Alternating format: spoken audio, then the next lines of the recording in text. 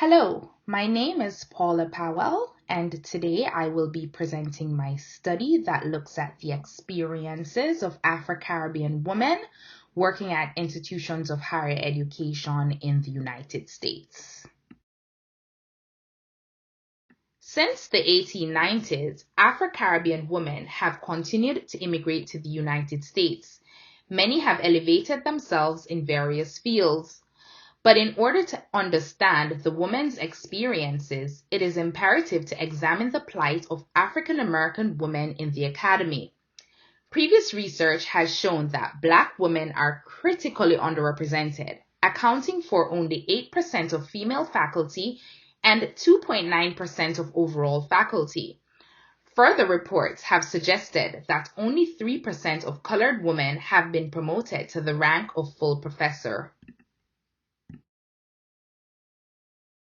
It is indeed true that gender highlights the shared experiences of women in general. Notwithstanding, institutional racism must be factored into the experience. Compared to white faculty, Black women report that they often experience lack of promotion, low salary, and disproportion in course load.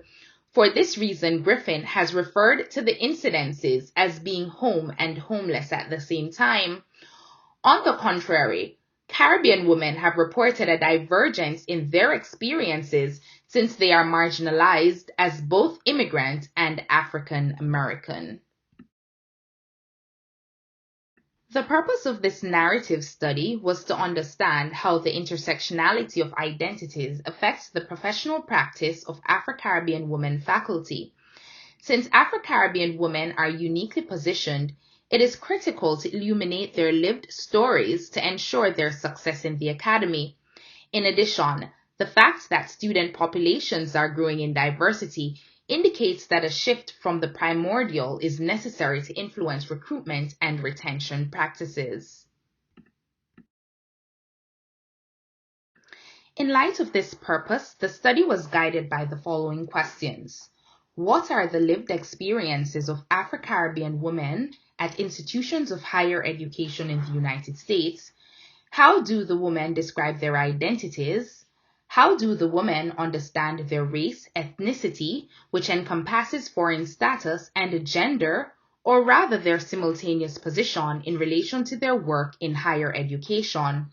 And finally, what role does the institution play in the intersection of race, ethnicity, gender, and the negotiation of professional identities? Since the participants in this study belonged to a marginalized group, the study was framed using the tenets of critical race theory, intersectionality, and institutional betrayal theory. Critical race theorist Gloria Ladson-Billings argued that CRT is useful when exploring inequities in an educational setting. She stresses how the categorization of Black people, for example as gang members or welfare recipients, have been used over time to marginalize Blackness. Essentially, these stereotypes have shifted over time to the Black immigrant population.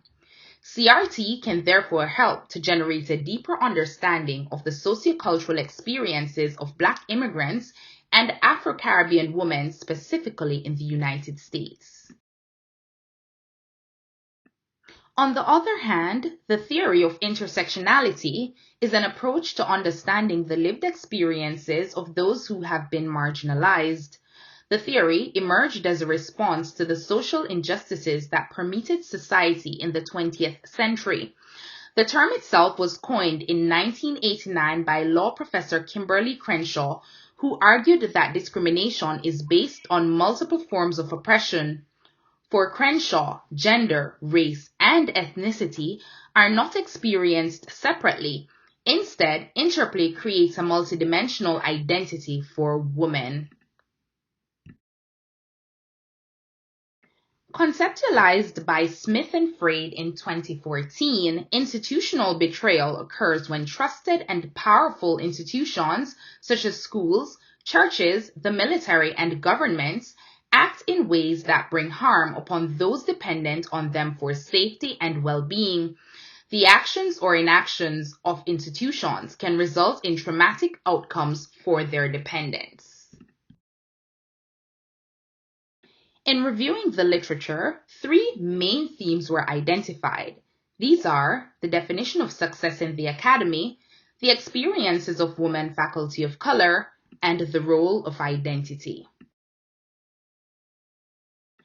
A number of studies have found that success in the academy has always been defined in traditional terms.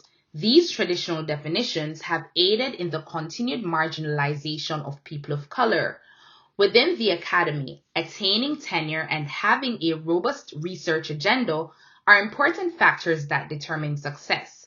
However, for Black women, success is a continuous and evolving journey mired by comparison with their white counterparts. In the meantime, other researchers have sought to understand the events that have shaped the tenure journey of women faculty of color. Kelly and McCann, for example, found that women faculty of color experience the academy like the other and must deal with issues associated with social acceptance, self-efficacy, lack of diversity, and pressure to publish. Eventually, the systematic issues have led many to depart their post. The literature also addresses the contextual meaning of Blackness. Studies have found that Afro-Caribbean people born outside the host country are more likely to make meaning of their identities based on ethnicity, while those born in the US defined their identities in more racial terms. In general, Afro-Caribbean immigrants residing in major cities such as New York or Miami are better able to maintain their identities because of the development of ethnic enclaves within those cities. The factors that make them foreign, for example, their accents and dress, are more discernible and usually help to isolate them from African Americans. In looking at the methodology, I utilized a qualitative design which allowed me to hear what Cresswell refers to as silenced voices. As stated previously, I used the narrative approach, and I found this approach to be valuable because I was interested in understanding how the stories were positioned and constructed. In terms of participants, the voices of 3 Afro-Caribbean women were illuminated in this study. A convenient sampling technique was used to collect the data. The main criterion for selection was that each participant had to be a woman of Afro-Caribbean descent with at least 10 years of service as faculty in the U.S. Academy. The participants ranged in ages from 40 to 45 years old. Each of them lived in the country of birth until they were teenagers and completed some of their schooling in the Caribbean. A researcher developed semi-structured interview protocol was used to gather the unique story of each participant. The data collection process included 3 phases. 1. An initial phone interview with each participant to obtain an informed consent and to gather demographic data. 2. A 60-minute one-on-one phone interview with each participant to explore their lived experiences. And 3. An email follow-up for validation checks.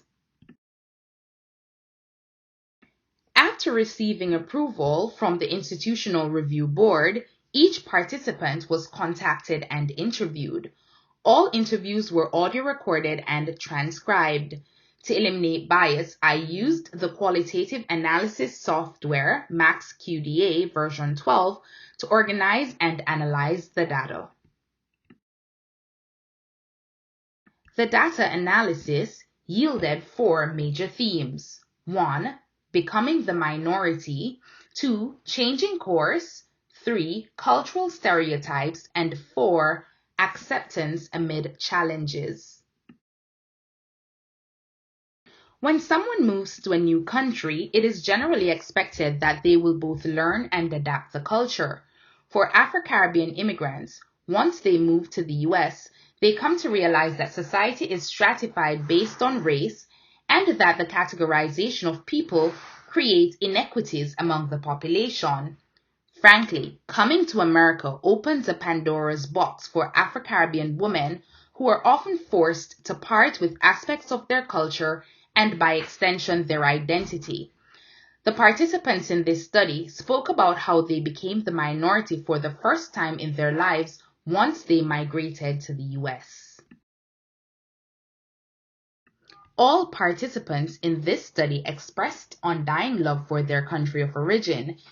They view culture as one of the factors underlying their success. This view was not surprising, since the literature supporting Caribbean women's positive self-concept is rich. A high degree of self-worth allows many of them to use an alternative lens to make sense of race issues in the US. The education system in the Caribbean continues to mirror that of Great Britain despite the fact that it has been more than 2 centuries since slavery was brought to a halt. Notwithstanding, Afro-Caribbean immigrants who have experienced the West Indian system of education view the teaching and learning as core to their development.